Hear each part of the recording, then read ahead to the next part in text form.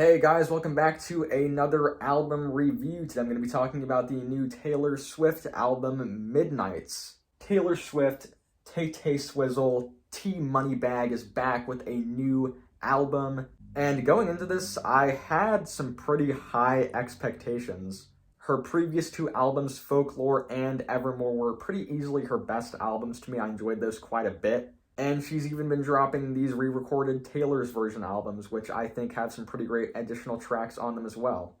So yeah, after hearing all of those, I really did not expect to hear anything other than great. So yeah, after hearing those, I kind of went into this thing expecting something maybe on the same level or like a little bit under, maybe a bit better, hopefully. And I don't know, my expectations were kind of not really fulfilled, but I wasn't too let down by this thing, I guess. Look, starting off with this, the internet's reaction to this album is far over-exaggerated. This album is not that bad. This album is a good album, I would say. But let me actually talk about the album first before I get too much into that. The opening song, Lavender, Haze, is a pretty cool opener, and just going off of this, we can already tell that she is going for this more, like, nighttime vibe. I mean, the album is called Midnights, and going back into more of a pop direction. And while the song is not my favorite on the album, like I said, it is a pretty cool opener. I enjoy it a bit. But I can't really say the same about the following song, Maroon. Yeah, I don't know, this song really just has the driest production ever. Taylor is not doing much interesting here. It's just not one of the best songs. But then we have the song Anti-Hero, which is kind of a bop, getting more into that pop feel, getting a bit more exciting. Although I will say that this does mark a point in the album where the lyrics start to get a bit silly. And I'm specifically talking about this line that I've been seeing making rounds on the internet. Sometimes I feel like everybody is a sexy baby, and I'm a monster on the hill. I am just like, I've heard this song multiple times already, and I'm still just like stunned as to what the fuck she means by this line. I don't get it. But like I said, it is a bop. I can ignore that one lyric. The next song, Snow on the Beach, goes back into that more nighttime vibe. And this one does feature Lana Del Rey, which I was very excited for, but Lana does not have a lot of presence on this thing.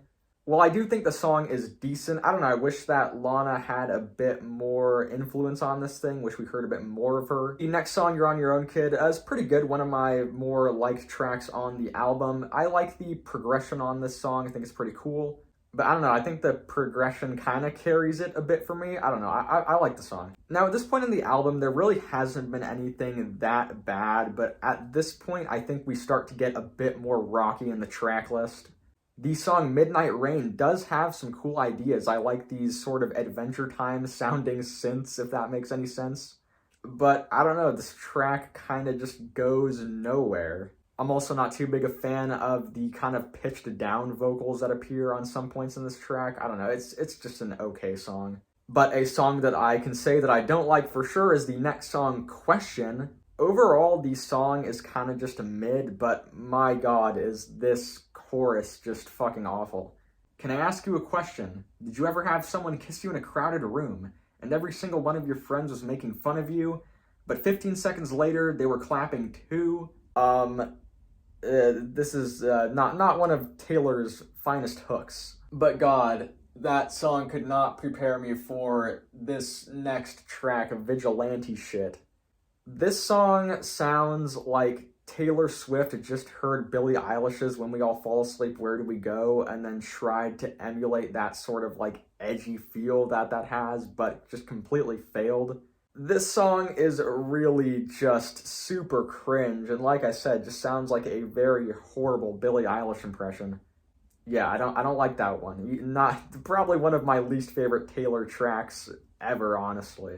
Luckily though, the next song, Bejeweled, is just a straight bop. I love the plucked synths that play throughout the track, and the song is just pretty catchy. The song Labyrinth is just alright, also not one of my favorite moments, kind of just boring to me a bit.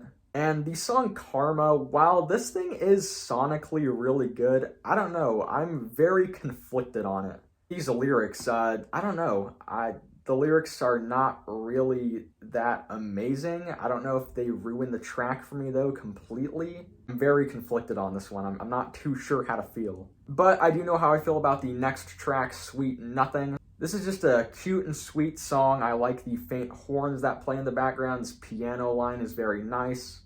Out of all these softer songs on the album, I can pretty easily say that one is my favorite. And then the outro, Mastermind, is a pretty cool outro. I enjoyed this one too.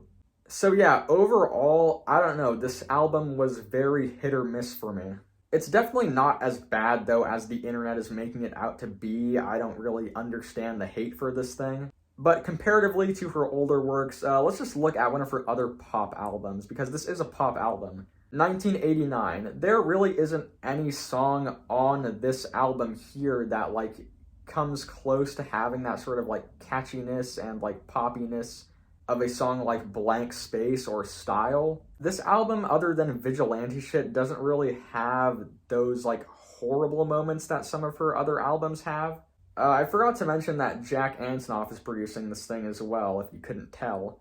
But yeah, I don't know, I feel like Jack and Taylor were kind of punching under both of their weights here. I feel like this thing could have been a lot better. With that being said, I did enjoy this album quite a bit, to be honest. I mean, look, I've not been the biggest Taylor Swift fan throughout the years. I like a couple of her projects, but other than that, I don't know, I'm not the biggest fan. And I can say that this one is probably one of my favorites, even if it's not like the greatest thing ever. Feeling like giving this thing a very, very, very low 7 out of 10. Very low 7 out of 10. Thank you for watching this video. If you heard the album, tell me what you thought about it in the comments. Tell me if you agree with me. Tell me how I'm wrong. And if you enjoyed this video, like and subscribe. I would appreciate it greatly. Yeah, thank you for watching again. I'll see you guys next time.